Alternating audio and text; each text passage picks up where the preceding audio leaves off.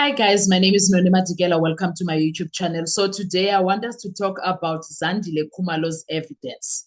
That is what we are going to look into on this video. Guys, please make sure that you do not forget to like, to share, to comment, and most importantly, please make sure you are subscribed on the channel. Please make sure you are watching the videos up until the end and you are watching the ads that are coming through. When you are doing that, you will be supporting this channel financially and in numbers. Thank you so much. I really appreciate you. Now, let's talk about Zandile. You know what? Let's call it like when memory is polluted, certainty dies. That's our topic for this Zandile situation. This case does not rise or fall on whether Zandile Khumalo is sincere. It rises or falls on something colder than that, whether her certainty was manufactured after the fact. It rises or falls on something colder, which is whether her certainty was manufactured after the fact. Because in criminal law, honesty is not the standard, reliability is. And the reliability collapses when three forces collide. One, trauma distorted memory. Two, investigative contamination. Three, dog identification risk. This is how it happens. Firstly, memory fractures at the moment of trauma. Zandile's own version establishes the first crack. She says, the moment the firearm appeared, she ran. She hid in the bathroom. She did not see the trigger. Pulled. She heard shots while in flight. That matters more than any later confidence, okay? Because memory formation requires attention. At the exact moment when faces needed to be encoded, features needed to be fixed, distinctions needed to be made, her brain wasn't recording, it was escaping. Trauma doesn't sharpen memory, it narrows it. What remains after fragments? Fear, noise, movement, panic, not facial detail. You can't come with that. Second part, contamination begins, not at court, but years before. After the trauma, the brain tries to repair the gaps. And this is where contamination enters. Not with lies, with exposure. Over years, Zandile was exposed to police narratives, repeated statement taking, suspects being named, media coverage, courtroom discussions, other witnesses' versions, the visible presence of the accused. Each exposure rewrites memory. This is not theory. This is neuroscience. That's what it is. Memory is constructive, not archival. Every time she recollected the event, it was restored with new information layered in. Every time she recalled the event, it was restored with new information layered in. Clock that in, okay? That is how uncertainty becomes confidence. Fragments become stories. Guessness or guessing or guesses become recognition. By the time she testified, her memory was no longer 2014 memory. It was 2014 plus years of narrative reinforcement. That's what it was. And the third part, the dog identification trap. Do you remember when she was dramatic, doing all of that shende there, being dramatic, saying, you remember when she cried and started acting scene 1, scene 2? Yes, let's deal with that. Then comes the most dangerous moment in any criminal trial, dog identification. The accused are seated. They are labeled. They are isolated. They are silent. The message is unspoken but deafening. These are the men the state believes did it. When Zandile points to an accused for the first time in court, the identification is no longer neutral. It is suggestive by design. There was no contemporaneous identification parade close to the event, no fresh, uncontaminated lineup, no early recorded facial recognition. independent, no early recorded facial recognition independent of police theory.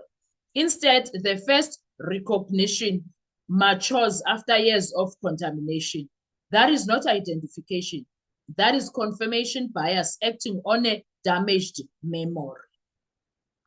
Number 4, the dreadlocks or mask contradiction, where certainty collapses. Here is where the narrative snaps. Zandile says, intruders wore coverings or hoodies. Dreadlocks were involved. Faces were partially obscured. Time has passed. Physical features changed. Then she says, I will not identify someone based on suspicion.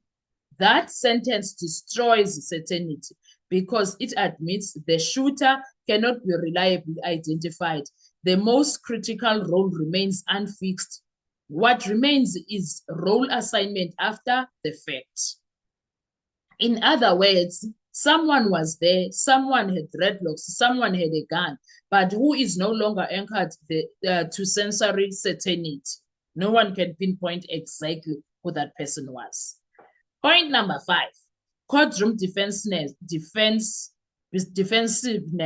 a psychological term. Let's deal with that, what happened in the courtroom.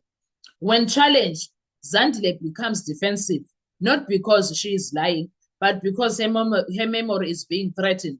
Defensive witnesses are often protecting a story they know they now believe, not an event they still clearly see. The irritation, the pushback, the emotional friction, these are not proof of guilt. They are proof of memory ownership. And once a witness owns a reconstructed memory, any challenge feels personal. Remember what he did to Zitulele? Yes, yes. That is precisely why contaminated memory is so dangerous. It is dangerous because of those things. The final synthesis, why certainty cannot survive. Let's break that down. Put it together. She did not observe the critical moment. Her memory formed under extreme trauma. Her recall was repeatedly re-exposed to narrative. Identification matured years later. Dog identification supplied visual confirmation. Key features, faces, shooter remain uncertain. This does not mean she is dishonest. It means the conditions for reliable identification never existed. And the criminal conviction does not tolerate 1, reconstructed memory, 2, suggestive identification, 3, narrative-driven certainty.